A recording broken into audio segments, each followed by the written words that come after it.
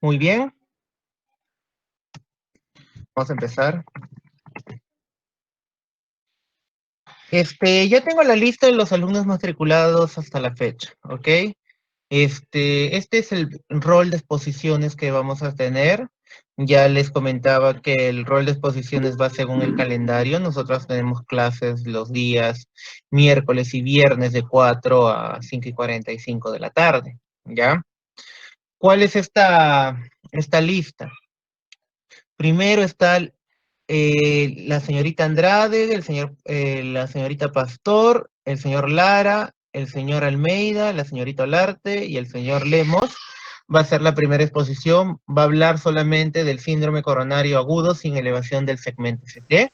Doctor, disculpe, doctor, ¿está tratando de mostrar la lista o Sí, sí, solamente estoy la está tratando. notando? A ver, Porque no se ve. no se ve. Ok, un ratito.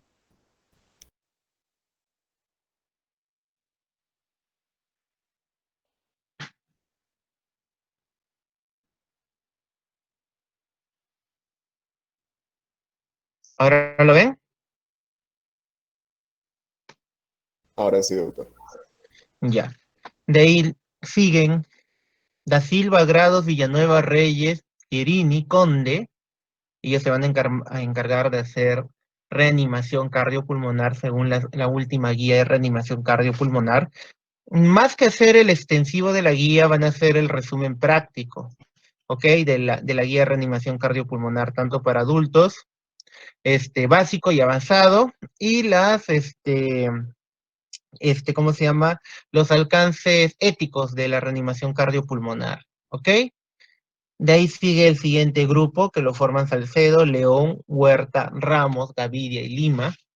Ellos se van a encargar de coartación de la aorta, aneurismas de la aorta y el síndrome aórtico agudo, que es la disección de la aorta. De ahí siguen Calizaya, Méndez, Calle, Reyes, Ferreira, Contreras, que se van a encargar de todo lo que es enfermedad arterial periférica. Dos puntos importantes. Primero, la enfermedad arterial periférica de lo que son las arterias, de las carótidas, enfermedad carotidia.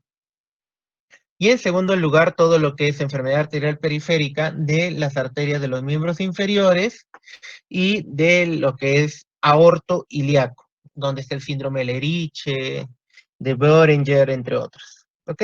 Todo lo que es enfermedad arterial periférica. Van a hablar Herrera, Gómez, Monteiro, López, Salas y Orrillo de la trombosis venosa profunda y de la insuficiencia venosa.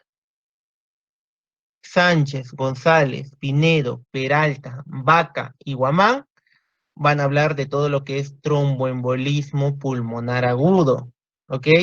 Tromboembolismo pulmonar. Silveira, Meléndez, Penadillo, Márquez, Tito, Villarreal van a hablar de todo lo que es taquiarritmias supraventriculares y fibrilación auricular. Dentro de Doctor, fibrilación auricular, dime, me acabo de dar cuenta, doctor, que hay un pequeño detalle. dime. Usted ha ingresado a la lista de EKG del grupo 2. Ella Ah, había es hecho que Ajá, sí, ya te entendí. sí, sí, sí, sí. Ok, pero ¿son los mismos o son diferentes? Es que en la lista que usted entró de EKG ha entrado Claro, a la son lista cuarenta de y grupo cinco al 2. menos. Ajá. Ok, ya te entendí. Pensé que me ibas a enviar la lista solamente de uno. Ya. Ok, voy a volver entonces a hacer los grupos ahorita rapidito.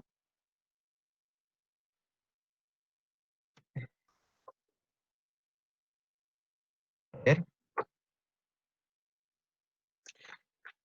65 hay matriculados hasta ahora. Correcto, doctor.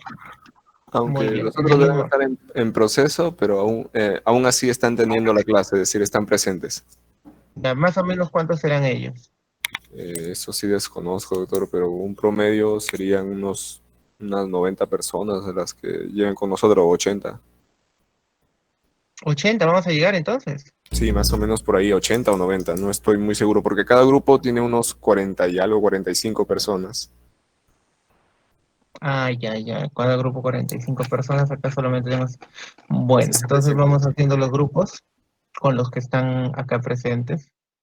Grupo uno, síndrome coronario agudo sin elevación del ST. Como si me siguen en la lista, ¿lo pueden ver? Sí, doctor, está muy bien. Ya, ok. Síndrome coronario agudo sin elevación del segmento ST. Un ratito. Siguiente grupo, reanimación cardiopulmonar. Siguiente grupo,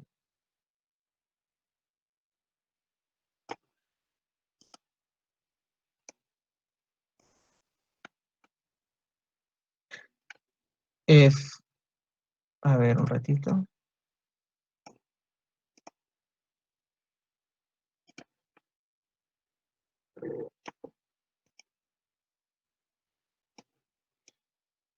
Los estoy agrupando de 10 en 10, entonces, para que sean casi la misma cantidad de grupos que hemos tenido hace rato.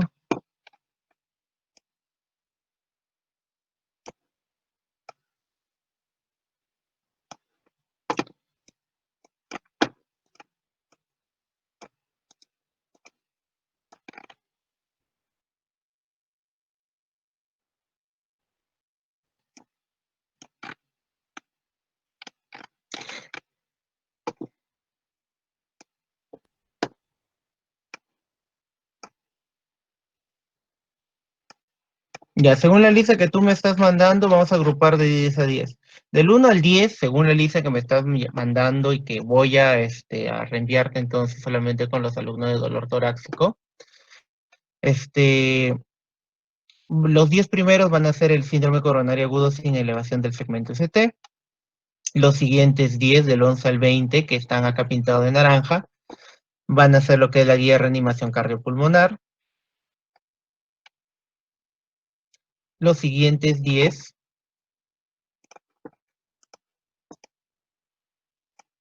a ver un ratito.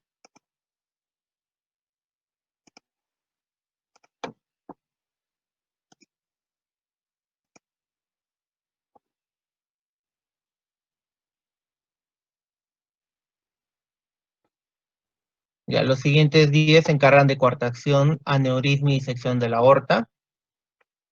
De ahí los siguientes 10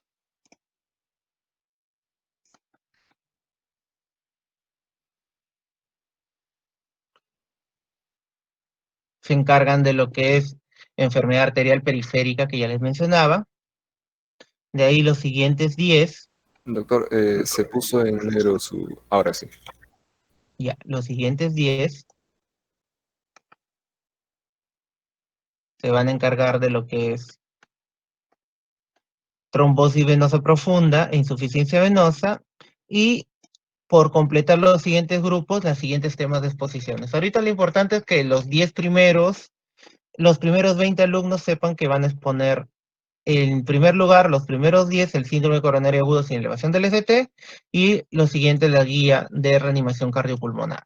¿Ok? Básicamente eso. De ahí ya les vuelvo a mandar la lista ya con los que están con la lista de dolor torácico según los temas. Pero eso no va a variar. De 10 en 10 van a exponer. Si son 90, igual vamos a hacer 9 grupos.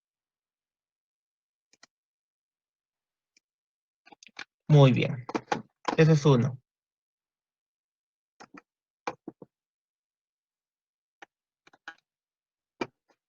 El siguiente punto del día de hoy, vamos a ver un poco de dónde van a sacar la información. A ver, les voy a mostrar acá.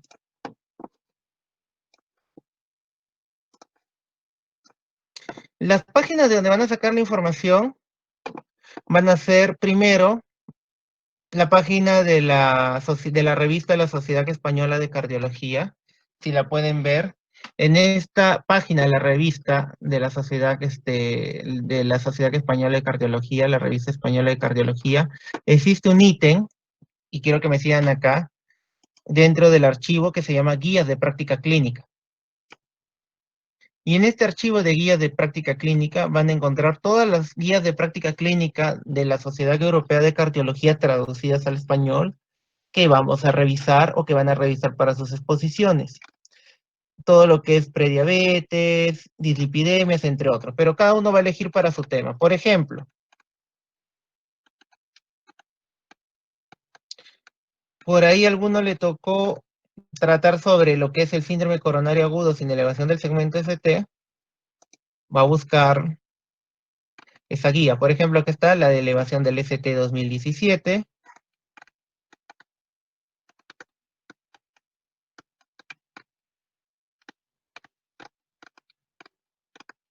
Y por aquí está también lo que es la sin elevación persistente del segmento ST o sin elevación del ST, que es la guía 2015.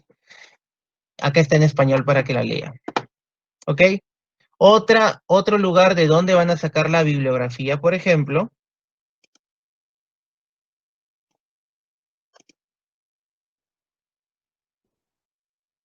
es de lo que es la Sociedad Europea de Cardiología. La guía es cardio.org guías. Son las guías de la Sociedad Europea de Cardiología. Por ejemplo, acá está la última guía de tromboembolismo pulmonar agudo 2019. Está la guía de síndromes coronarios crónicos, que la vamos a utilizar para ver. Acá está la guía de taquicardias supraventriculares, que es la que van a utilizar para el tema de taquicardias supraventriculares. Y asimismo, pueden encontrar, por ejemplo, las guías de fibrilación auricular, la 2016, y también hay una parte dentro de la guía 2019. ¿Ok? Y finalmente, la otra página que tienen que revisar donde están las guías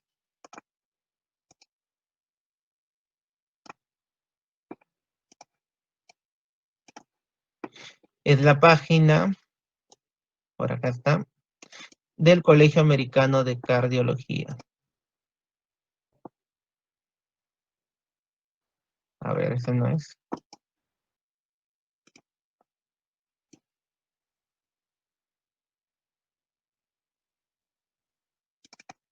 Ya. En la guía del Colegio Americano de Cardiología, ACC, ACC, ORG, guías, guidelines, están todas las guías también que van a utilizar.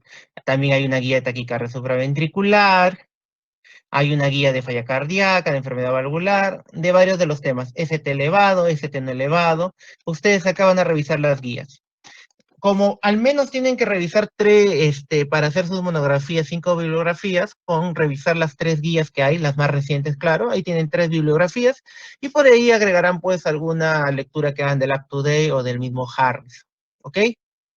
Eso es lo importante. Muy bien. Ahora,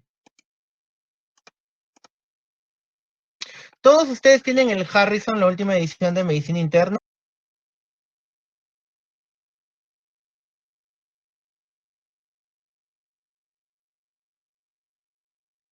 ¿Qué pasó? ¿Se fue? Se salió. Bueno, les mencionaba, todos tienen el Harrison, la última edición de Medicina Interna. Ya.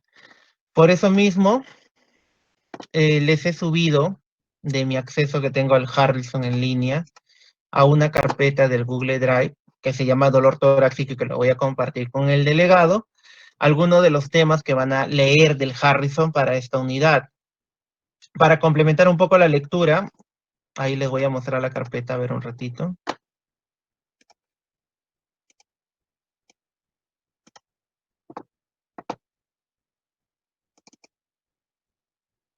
Ya.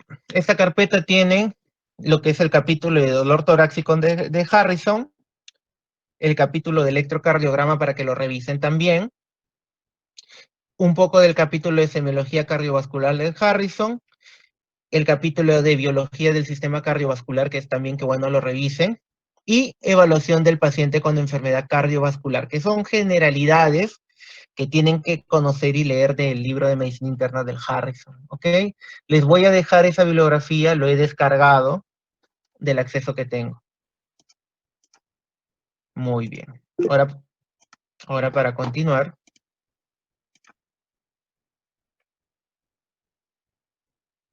Ahora, para continuar, vamos a complementar un poco de los exámenes que han visto o que hemos mencionado de la evaluación del paciente con dolor torácico. Uno de los exámenes importantes que hay es el ecocardiograma y la resonancia magnética. Cuando un paciente tiene dolor torácico y queda mucha duda, o cuando un paciente tiene lo que es síndrome coronario crónico y tenemos duda para hacer diagnóstico clínico, si bien es cierto la prueba de esfuerzo, no estoy presentando nada, así que no se preocupe. Si bien es cierto la prueba de esfuerzo sirve mucho para esto, también sirven algunos exámenes auxiliares como el ecocardiograma, que es un poco más especializado. Por ejemplo, en el infarto agudo de miocardio, les voy a mostrar este video de acá. Cuando nosotros tenemos un paciente con infarto agudo de miocardio, vamos a ver trastornos de la motilidad. ¿Qué quiere decir eso? Vamos a ver que el corazón no se mueve de forma adecuada. Miren acá, por ejemplo. En la parte inferior vemos a un... Pueden ver la pantalla, no el video. Sí, doctor, se observa. En el video vemos que la cara, en este caso que es la parte inferior, un ratito, la parte inferior de la imagen, un rato, ya. La parte inferior de la imagen se contrae de forma normal y vemos que la parte septal, en este caso es el septum, este es un paraesternal eje largo, donde vemos la aorta, la aurícula izquierda y vemos el ventrículo izquierdo acá. Vemos que esta parte de acá no se contrae o no cierra completamente. Eso nos indica, en un contexto agudo, que este paciente está sufriendo un infarto de miocardio y que está afectando la cara, en este caso septal. ¿Ok? Ahora,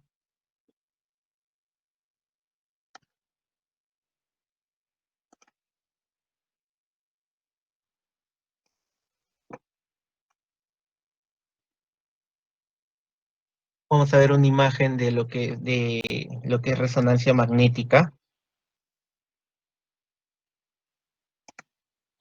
En esta resonancia magnética, que es también otro examen auxiliar que se pide en cardiología, para diagnóstico de infarto no lo pedimos tanto, más lo pedimos para ver cómo evoluciona un infarto y cómo van quedando las áreas de fibrosis. Como pueden ver acá, las flechas rojas marcan la zona del infarto. Como se ven, esa es una zona delgada, aquinética, que no se mueve o no se contrae, solamente se mueve con el vaivén del resto del corazón que se contrae de forma adecuada. Es la cara anterior en un infarto de descendente anterior, ¿no? Por oclusión de la descendente anterior. Y vemos toda esta zona en la imagen de la derecha, que es la zona del infarto. La de adelante no se mueve, no se contrae, y la del costado, que es perilesional a la zona del infarto, se contrae con menos fuerza. Todavía se contrae, pero en menos proporción a la cara, por ejemplo, posterior que tenemos acá abajo. ¿Ok? Y finalmente,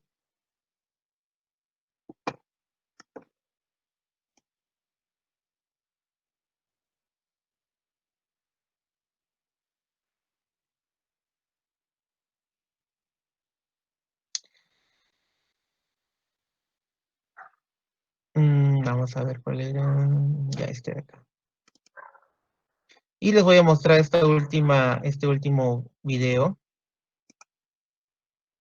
Quiero que vean este video. Tiene, al lado izquierdo vamos a ver, es una imagen de un ecocardiograma de estrés. ¿Qué es un ecocardiograma de estrés? Un ecocardiograma de estrés o ecocardiograma farmacológico con dobutamina se realiza a los pacientes con sospecha de enfermedad coronaria para poder diagnosticar si efectivamente hay trastorno de la motilidad del corazón al esfuerzo físico o al estrés que se induce con un fármaco llamado dobutamina.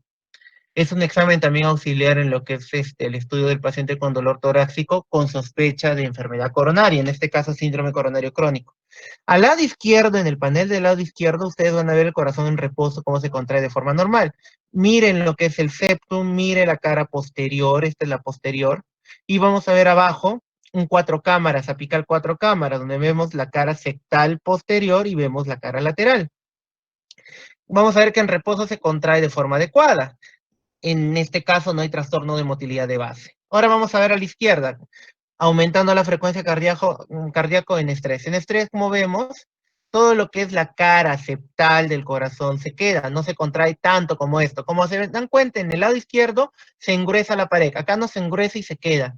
Se vuelve, como nosotros decimos, hipokinético. Entonces eso nos indica que este paciente tiene un trastorno, una enfermedad coronaria con una disminución del aporte de oxígeno a la cara septal en este caso, probablemente una descendente anterior, territorio del ascendente anterior, y en el apical 4 cámaras vamos a ver que la punta se queda. Ven la punta del corazón comparado con la otra punta, no se cierra completamente. Acá cierra, se juntan las paredes, si se dan cuenta, pero acá no llegan a juntarse las paredes. La cara lateral sí mueve, pero la cara apical, todo lo que es el ápice, la punta del corazón no se mueve. Entonces se hace el diagnóstico de una enfermedad coronaria con trastorno de motilidad en los segmentos que dependen de la arteria descendente anterior, que es lo que es el septum y lo que es el ápice o la punta. Entonces, con este ecocardiograma de estrés, también nos ayuda a ver directamente la afectación cardíaca por la enfermedad coronaria. Ahora sí, vamos a volver a la clase. Les voy mostrando estos videos para que más o menos vean qué otros exámenes hacemos en cardiología para ver el tema del dolor torácico. Ahora sí continuamos con el estudio del paciente de dolor torácico, que es la siguiente clase que nos toca, que es un poco del recordar de lo que ya hemos hecho en las clases anteriores. A ver, ya. Esta unidad y la unidad de causa de dolor torácico no cardiológico es corta. Así que vamos a ver cómo abordamos y por eso les estoy dejando las lecturas complementarias de todas maneras para que vuelvan a revisar el tema. Vamos a recordar que la enfermedad, el dolor torácico como tal, no la enfermedad coronaria, sino el dolor torácico, es de múltiples causas. Si nosotros vamos a ver las altas de un departamento de urgencia en donde los pacientes ingresan por dolor torácico agudo no traumático, ya que aclarar esto es no traumático, vamos a ver que las principales causas justamente son las de origen gastrointestinal. Puede ser la enfermedad ulcerosa péptica, lo que es el reflujo gastroesofágico, el espasmo esofágico, entre otros. En segundo lugar están lo que son los síndromes isquémicos del corazón, el 31%, ¿ok? En siguiente lugar están los síndromes de la pared de la caja torácica, que quiere decir el dolor por el músculo o por lo que es la parrilla costal, cartílago de la caja torácica. Y en menos proporción van a estar las pericarditis, pleuritis, los embolismos pulmonares, el cáncer de pulmón, la disección y aneurisma de la aorta, la estenosis aórtica y el herpes zóster, ¿no? Entonces, cuando uno piensa en dolor torácico agudo de etiología no traumática, tenemos que hacer diagnóstico diferencial de todas estas patologías. Para eso es importante abordar al paciente con dolor torácico desde que ingresa.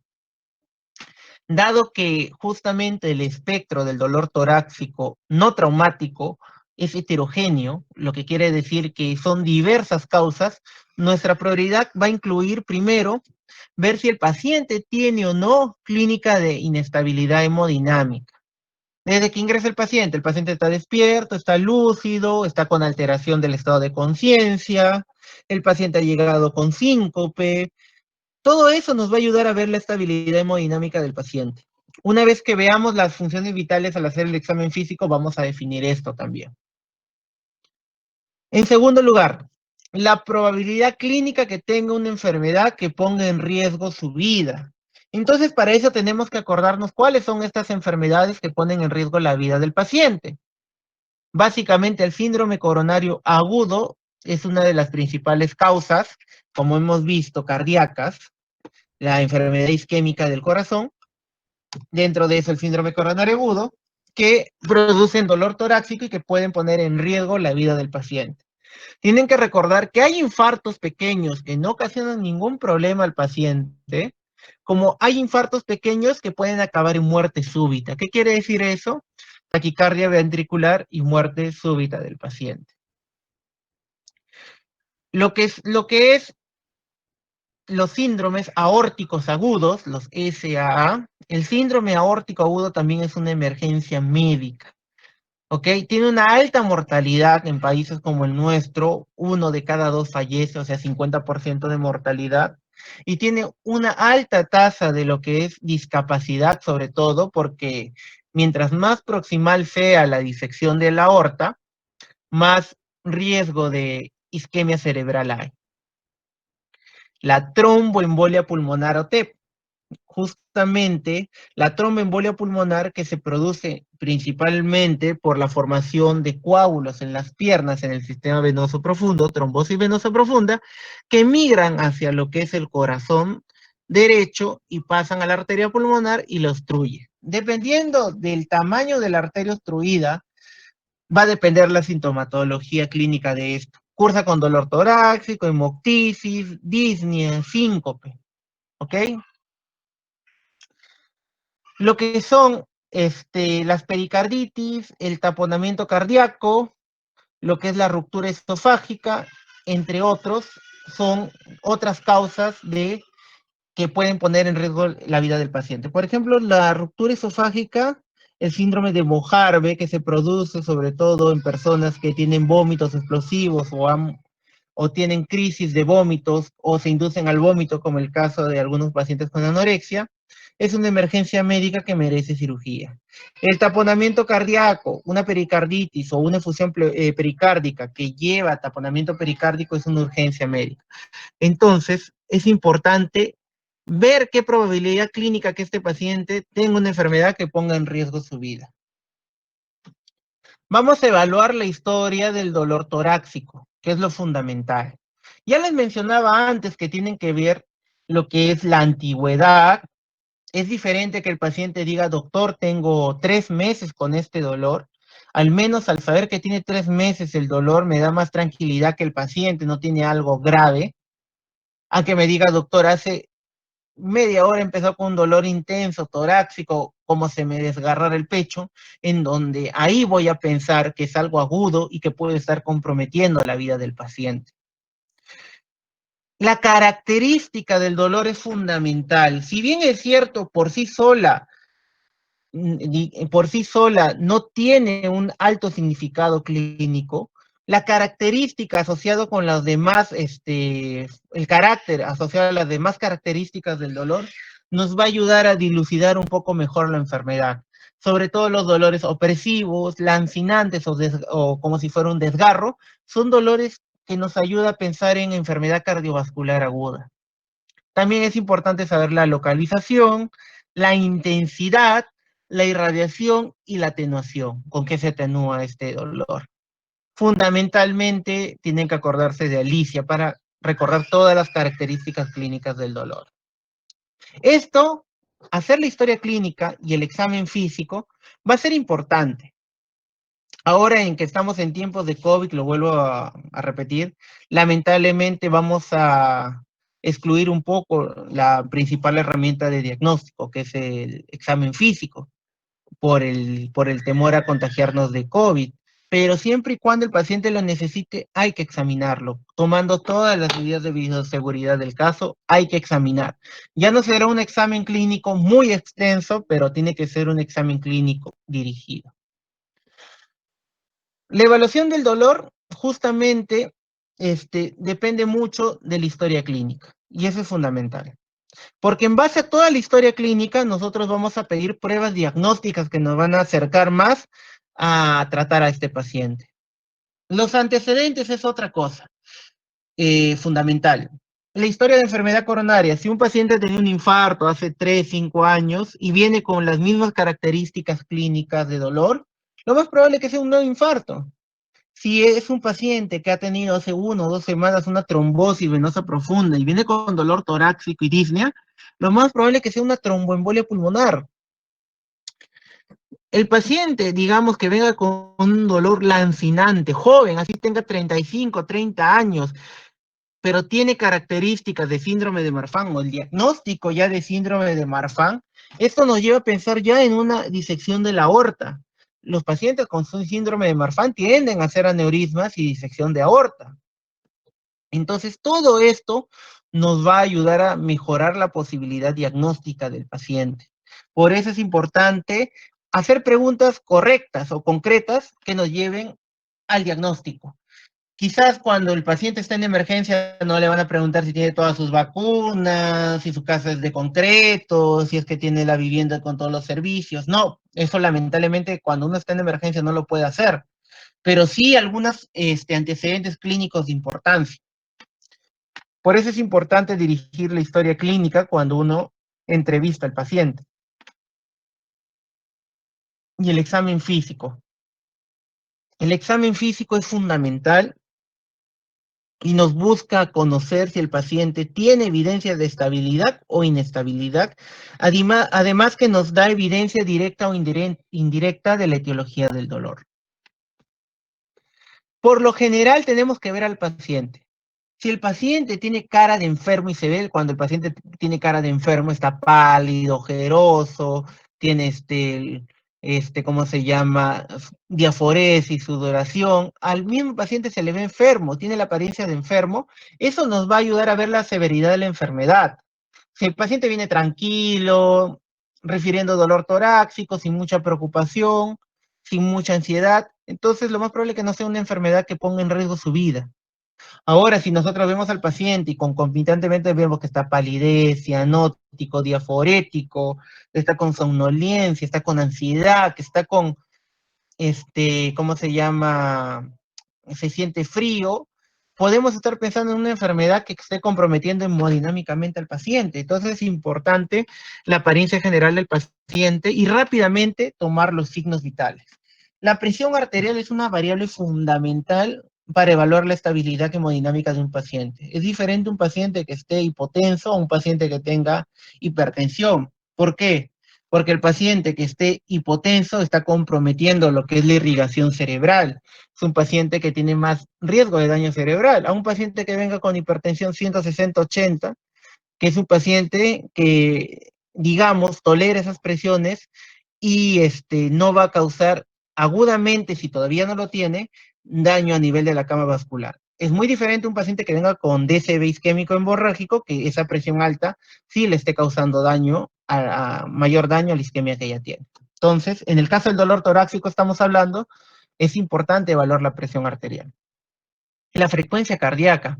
Es diferente ver un paciente con dolor torácico con una frecuencia cardíaca de 70, que nos hablaría que no hay mucha actividad simpática de respuesta al dolor, por lo tanto nos haría pensar que su problema de dolor torácico no es algo grave, a ver un paciente que viene con taquicardia, más de 100 latidos por minuto, y sobre todo que viene con taquipnia, con una frecuencia respiratoria de 30, 35.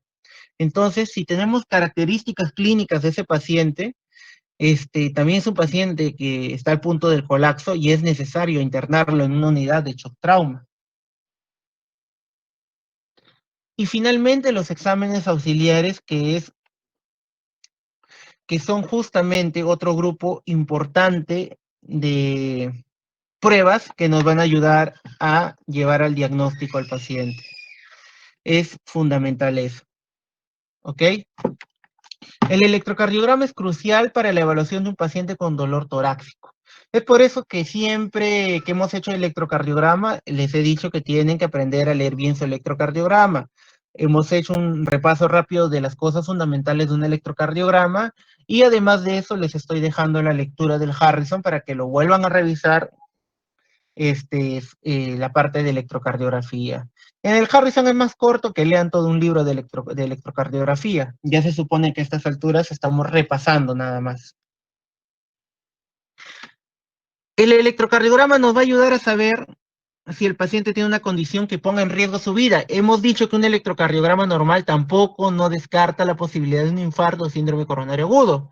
Pero si encontramos una elevación del segmento ST, o sea, una lesión epicárdica, como diríamos, o una isquemia severa, nos va a ayudar a tomar decisiones como internar a ese paciente en una unidad de shock trauma e iniciar tratamiento que ayude a reperfundir el corazón. Es importante eso. Igual si encontramos infradesnivel del segmento ST o encontramos alguna arritmia como fibrilación auricular o taquicardia supraventriculares o taquicardia ventricular, todo eso nos va a llevar a internar el paciente en una unidad crítica donde podamos darle la atención adecuada. Es por eso fundamental el electrocardiograma. La placa de tórax también es importante, pero esta placa de tórax no debe ser una prioridad siempre y cuando el paciente no tenga síntomas respiratorios. ¿Qué quiere decir eso? Si tienes un paciente que está disneico, que tiene en lo que es el examen físico crépitos en, digamos, base derecha, tiene lo que es pectoriloquia, puedes estar pensando que tiene un problema pulmonar, entonces ahí la placa, la radiografía de tórax sí te va a ayudar mucho. Es muy diferente un paciente que tengas un electrocardiograma normal, un ST elevado y que tengas crépitos bilaterales. Ahí estamos pensando que de hecho está haciendo un infarto con falla cardíaca y requiere manejo en una unidad crítica y monitoreo y el uso de diuréticos, además de reperfundir el corazón. En ese caso, la radiografía de tórax no es fundamental. Es fundamental en el seguimiento, pero no para iniciar el tratamiento. ¿Ya? Es por eso que la placa de tórax debe ser utilizado en pacientes seleccionados para conocer si la condición es aguda o crónica y más nos va a ayudar a conocer procesos pulmonares.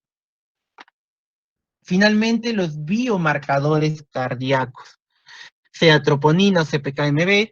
En el caso que sospechemos de injuria miocárdica y tengamos un electrocardiograma normal o un electrocardiograma de bajo riesgo, o sea que hay isquemia de bajo riesgo, podemos pedir los biomarcadores para ver que el paciente no se haya infartado. ¿Ok? Si tenemos un paciente con un síndrome coronario agudo con elevación del segmento ST, no vamos a pedir biomarcadores del inicio. ¿Por qué? Porque los biomarcadores pueden retrasar el inicio de la terapia. Y la terapia en estos pacientes es la reperfusión, abrir la arteria obstruida. ¿Ya? Muy bien. Entonces esto nos lleva a las siguientes preguntas. ¿Puede ser que este dolor torácico sea agudo, potencialmente una condición que ponga en riesgo la vida del paciente y que requiere una evaluación y manejo urgente?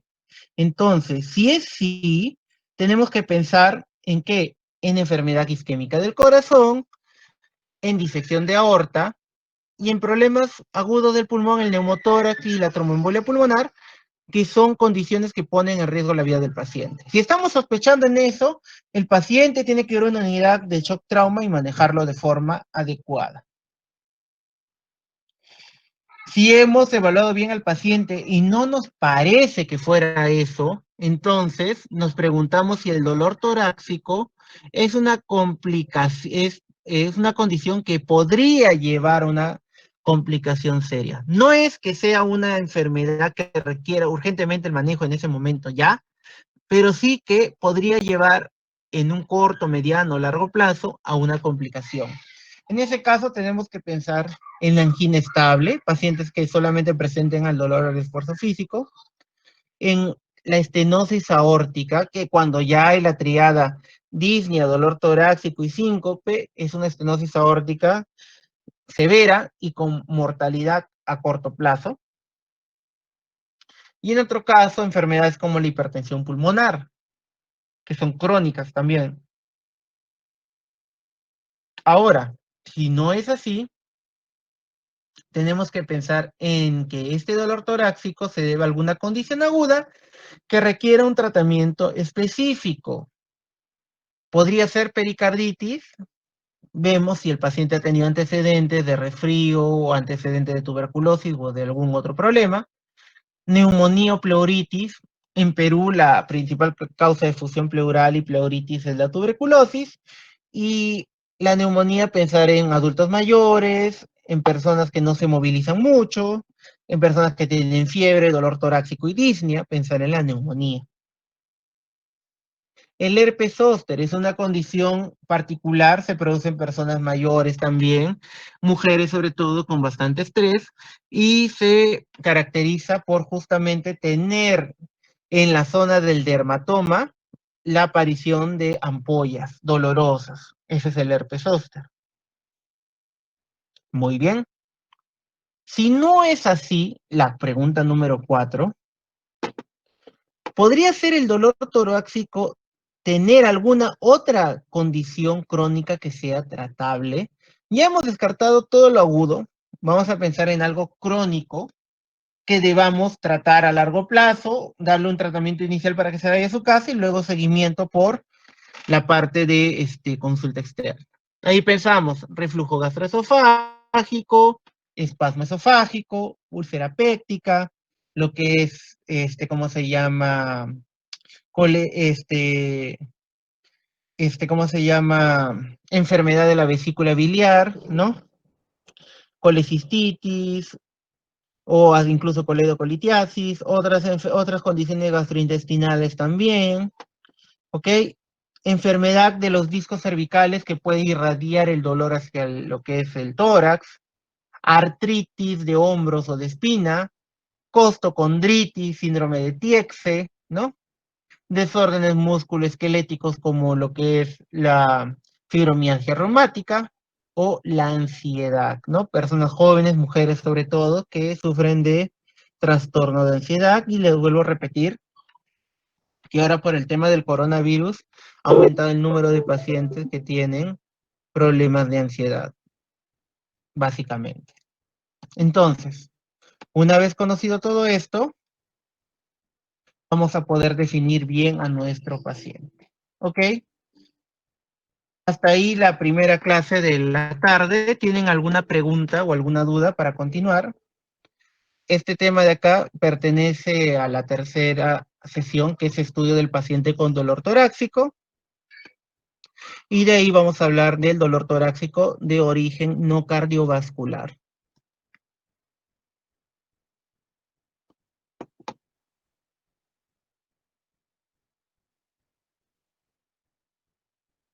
¿Ninguna duda? ¿Ninguna pregunta?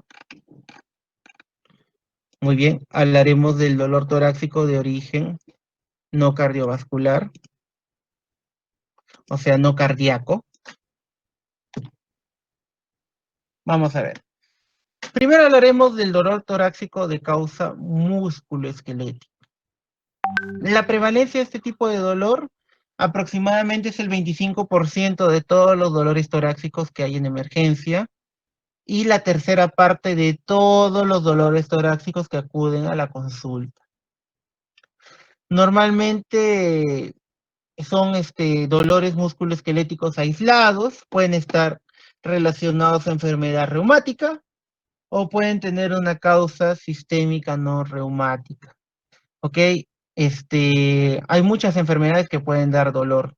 Por ejemplo, en las enfermedades reumáticas, la fibromialgia reumática da dolor torácico. Las enfermedades no reumáticas sistémicas también pueden dar dolor torácico, musculoesquelético, ¿no? En las insuficiencias renales crónicas terminales, por alteraciones de lo que son los electrolitos, hay dolor torácico también, no necesariamente de origen cardiogénico. El síndrome musculoesquelético, lo más importante que tenemos que acordarnos son las siguientes patologías. La costocondritis. La costocondritis es una enfermedad de los cartílagos, principalmente de los primeros cartílagos costales. Normalmente no hay calor, no hay eritema y se puede reproducir a la digitopresión. Dentro de esto, fundamentalmente está el síndrome de Tietze, que se da en el segundo arco costal a nivel de la articulación de la clavícula con el esternón, perdón, de la costilla con el esternón. Está el síndrome de dolor de las costillas inferiores. Normalmente, como las costillas inferiores son flotantes, va a existir una hipermovilidad de las mismas sin antecedente de trauma y el dolor va a ser reproducible al movimiento o a la palpación de estos arcos costales. La sifodalgia o sifoidalgia, el apéndice sifoides, especialmente cuando es móvil, cuando no está bien calcificado, puede dar dolor. Y este dolor lo refiere el paciente como un dolor en la boca del estómago y se reproduce al palpar el apéndice sifoides. Ok, en raras ocasiones lo que es la artritis reumatoide ataca lo que es el apéndice sifoide, ocasionando dolor e inflamación en esta zona. Y el dolor de la pared torácica posterior, fundamentalmente en estos casos vamos a ver hernias discales de la caja torácica, que no son frecuentes, o disfunción de la articulación costovertebral, que quiere decir las costillas con la vértebra no coactan o no se articulan de forma adecuada, lo que ocasiona dolor irradiado justamente en esa zona de la costilla, hacia adelante. Entonces, como es una causa importante del dolor torácico, los síndromes musculoesqueléticos, es importante conocerlo. Y normalmente el tratamiento para eso son los analgésicos como paracetamol, o los AINES como lo que es aspirina, ibuprofeno, naproxeno. Básicamente se tratan con AINES y descanso en algunos casos. Causas reumáticas, que también son un factor importante del dolor torácico. El dolor musculoesquelético de múltiples puntos se presenta en la fibromialgia reumática, que es bastante común en mujeres, sobre todo posmenopáusicas y con depresión. Es una enfermedad bastante limitante. Además de esto, presentan trastornos del sueño, depresión, ansiedad, disfunción cognitiva, olvidos. Es por eso que la fibromialgia reumática debe ser tratado con antidepresivos, y esto es lo que va a calmar el dolor a largo plazo, la amitriptilina, que es lo que más se utiliza. Entonces hay puntos sensibles específicos, ¿no? Que están en cuello, en escápulas, en glúteos, en rodillas, en brazos, ¿no? Básicamente que van a causar el dolor en la fibromialgia reumática. La artritis reumatoide. Normalmente cuando hay una artritis reumatoide generalizada puede haber también artritis de la unión externo-clavicular que produce dolor torácico. La espondilitis anquilosante, que es una enfermedad autoinmune inflamatoria que se produce por el HLA-B27, ¿no? Normalmente ataca la circulación sacroiliaca, pero también hay formas articulares de las articulaciones costovertebrales, costotransversas, torácicas, y hay limitación de la inspiración. La artritis psoriásica, que es otra causa importante de dolor torácico, que es una afectación de la pared anterior del tórax, poco frecuente. Ahora, hay dolor torácico de origen esofágico también, de la parte gastrointestinal. Básicamente del 10 al 20% de los dolores torácicos en la consulta general son de origen gastrointestinal, ojo, hay que tener en cuenta eso, y causados por una distensión anormal o contracción excesiva del esófago, sobre todo la hipersensibilidad esofágica, que puede llevar al espasmo esofágico. También en algunos casos, los divertículos que se forman en el esófago, como el divertículo de Zenker, pueden ocasionar dolor torácico. Dentro de la patología gastrointestinal hay que tener en cuenta algunos desórdenes como el síndrome de reflujo gastroesofágico.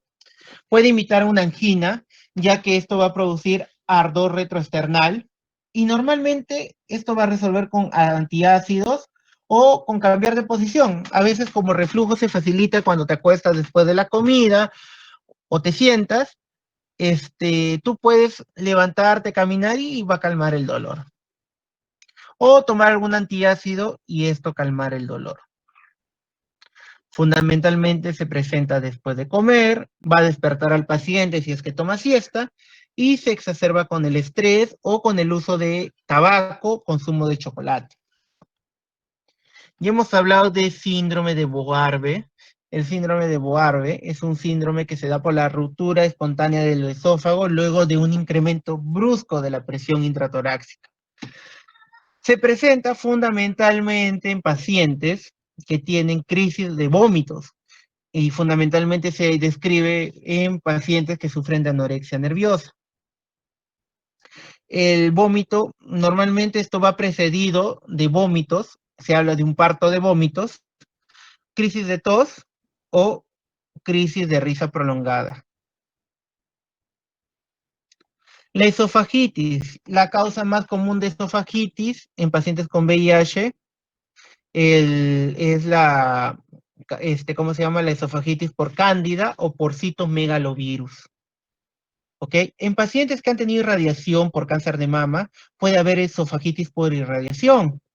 En los pacientes que han consumido lejía, ahora que el señor Donald Trump ha dicho que con los desinfectantes curamos el coronavirus, estos pacientes pueden presentar esofagitis por cáusticos, que también produce dolor y odinofagia. No, el dolor es retroesternal y siempre se va a asociar con odinofagia. Hay que tener bastante cuidado con esta patología. También, sobre todo, sospecharlo en pacientes con algún tipo de inmunosupresión o tratamiento para cáncer. Y las desórdenes de motilidad del esófago. Acá tenemos las acalasias del esófago. Normalmente el dolor es retroesternal, como una molestia, un espasmo. Hay disfagia, sólidos, pirosis y regurgitación. Como vemos acá, estamos haciendo un análisis breve de cada una de las patologías que ustedes van a ver en el común del diagnóstico diferencial del dolor torácico. Cada uno del desarrollo y tratamiento de estas enfermedades lo van a ver dentro de gastroenterología, en neumología, en reumatología y entre otros. En este caso nosotros estamos un poco dilucidando el panorama del diagnóstico diferencial del dolor torácico. Muy bien. También existe causas de dolor torácico por causa pulmonar y pleural, y hay que tener en cuenta eso. El dolor pleurítico y la efusión pleural es caracterizado por un dolor que aumenta con la inspiración y el paciente opta por dormir del lado contrario al lado afectado, normalmente. ¿Ok? En la neumonía se va a asociar el dolor torácico con dificultad respiratoria, va a haber taquipnia y fiebre, y eso hay que tenerlo en cuenta. Cuando hagamos el examen físico vamos a encontrar crépitos, vamos a encontrar vibraciones vocales aumentadas, entre otros. Y el paciente se va a ver tóxico por la sepsis que tiene de punto de partida pulmonar.